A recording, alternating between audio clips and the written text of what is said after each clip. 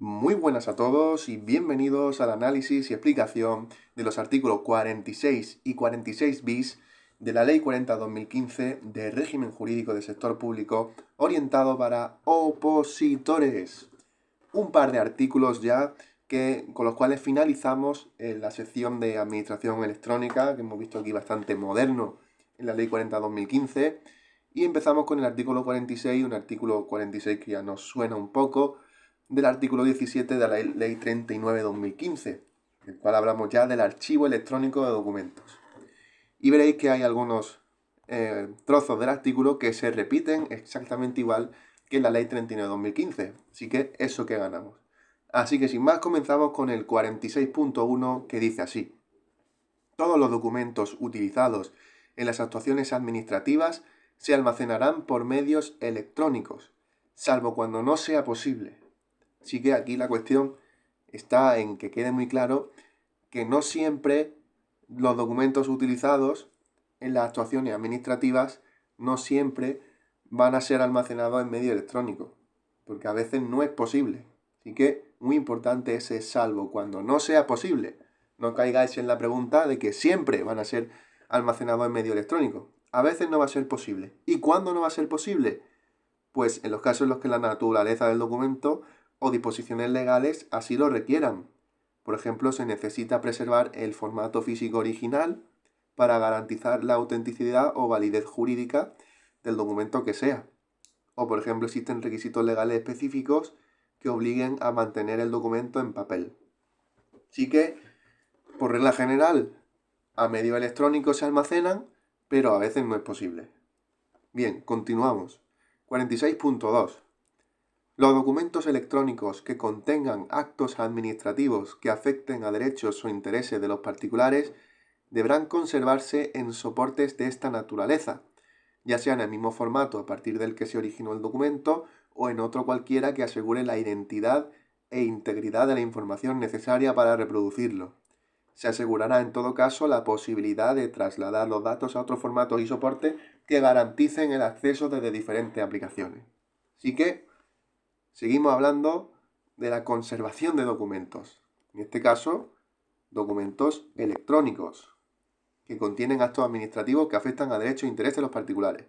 Pues bien, lo que dice el 46.2 es que estos documentos electrónicos deben conservarse en soportes de esta naturaleza. ¿Y de qué naturaleza? Pues de naturaleza electrónica, claramente. Estamos hablando de archivo electrónico de documentos.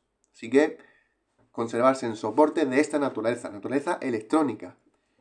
Ya sea el mismo formato de origen, mismo formato, u otro, de tal modo que siempre se asegure la identidad e integridad de la información necesaria para acceder a él, para reproducirlo.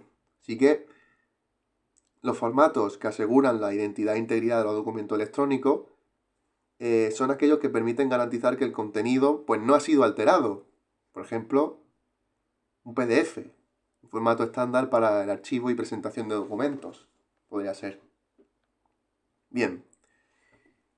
Y también, por último, sigue diciendo el 46.2 que se asegurará en todo caso la posibilidad de trasladar los datos a otros formatos y soportes siempre que se garantice el acceso de diferentes aplicaciones. Así que, por ejemplo, en el caso de soportes, pues se refiere a los dispositivos o tecnologías utilizadas para almacenar datos, como discos duros, servidores, almacenamiento en la nube, etc. Y en cuanto a formatos, pues permiten que los documentos sean accesibles en el futuro, como por ejemplo el PDF, JPG para imágenes, etc. Así que se debe asegurar que exista la posibilidad de trasladar estos datos a otro formato y soporte para, en el caso de utilizar otro tipo de aplicaciones, pues se garantice el acceso y no haya problema al abrir esos documentos. Eso simplemente es lo que se refiere el final del 46.2. Continuamos con el 46.3 que dice así. Los medios o soportes en que se almacenen documentos deberán contar con medidas de seguridad, de acuerdo con lo previsto en el Esquema Nacional de Seguridad, que garanticen la integridad, autenticidad, confidencialidad, calidad, protección y conservación de los documentos almacenados. En particular, asegurarán la identificación de los usuarios y el control de accesos, el cumplimiento de las garantías previstas en la legislación de protección de datos, así como la recuperación y conservación a largo plazo de los documentos electrónicos producidos por las administraciones públicas que así lo requieran, de acuerdo con las especificaciones sobre el ciclo de vida de los servicios y sistemas utilizados. Así que, lo que iba diciendo al principio es que desde el principio del 46.3, vamos a señalarlo, desde el principio del 46.3 hasta aquí, hasta este punto, protección de datos, es decir, todo esto y esto, se repite en el artículo 17.3 de la Ley 39/2015. Por tanto, la explicación ya está dada con respecto a esta parte. Si no os acordáis y queréis refrescarla o queréis verla por primera vez, pues os recomiendo que vayáis al artículo 17 de la lista de la Ley 39/2015, vídeo número 17. Lo nuevo, lo que añade esta Ley 40/2015 es que la parte final, así como la recuperación y conservación a largo plazo de los documentos electrónicos producidos por las administraciones públicas que así lo requieran. Así que estamos hablando, la novedad de la Ley 40/2015, recuperación y conservación a largo plazo de documentos electrónicos. Esto implica garantizar que los documentos electrónicos puedan ser accesibles, es decir, que los usuarios autorizados deben poder localizar, leer y reutilizar los documentos en cualquier momento, es decir, a largo plazo. Íntegros, el contenido debe permanecer inalterado respecto a su versión original y legible y comprensible, es decir, incluso si cambia la tecnología, en el sentido de a largo plazo, que estamos viendo aquí, debe garantizarse la legibilidad del documento. Así que debe haber medidas para que a largo plazo pues se puedan recuperar y conservar documentos. ¿Vale? Bien. Y por último, 46 bis. Un 46 bis que, como veis en el cuadrado amarillo, se ha añadido por el artículo 4.1 del Real Decreto Ley 14/2019.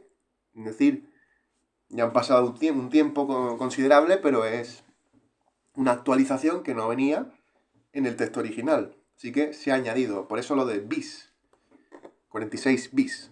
Y trata este 46 bis de la ubicación de los sistemas de información y comunicaciones para el registro de datos.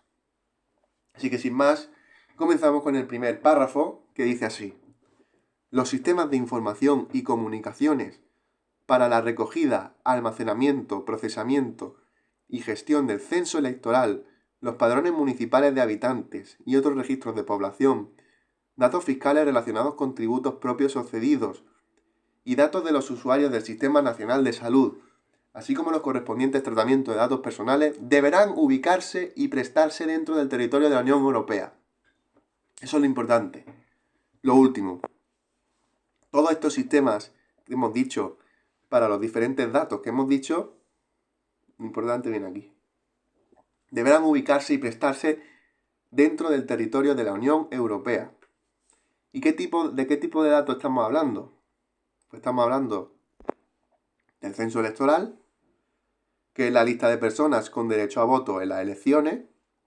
Estamos hablando de padrones municipales, que es un registro administrativo de los vecinos de un municipio. Estamos hablando de datos fiscales, es decir, información gestionada por la agencia tributaria sobre la situación económica y fiscal de las personas. Estamos hablando también de datos de usuarios del Sistema Nacional de Salud, que es información médica y administrativa de los ciudadanos que acceden a la sanidad pública.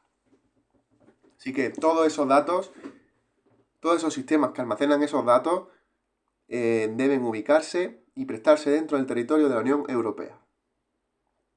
Y por último, segundo párrafo, los datos a que se refiere el apartado anterior no podrán ser objeto de transferencia a un tercer país u organización internacional, con excepción de los que hayan sido objeto de una decisión de adecuación de la Comisión Europea o cuando así lo exija el cumplimiento de las obligaciones internacionales asumidas por el Reino de España.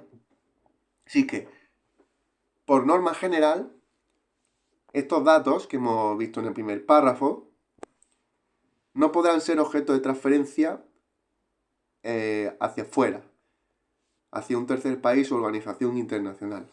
Pero hay dos excepciones que hay que tener en cuenta. Salvo que lo diga la Comisión Europea. La Comisión Europea manda. Por tanto, si lo dice la Comisión Europea, pues puede ser objeto de transferencia.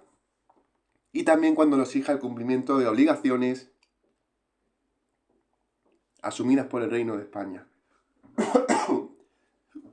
Perdón, disculpad que tengo la voz muy tocada porque estoy resfriado. Pero bueno, ya hemos llegado al final. Ya no lo voy a cortar porque ya está grabado. Y disculpad, pero el resfriado es tremendo. Disculpad, lo tengo que cortar ya. Pero bueno, lo voy a subir porque ya está grabado. Así que sin más, nosotros nos vemos ya en el próximo vídeo, que será el artículo número 47. Un saludo.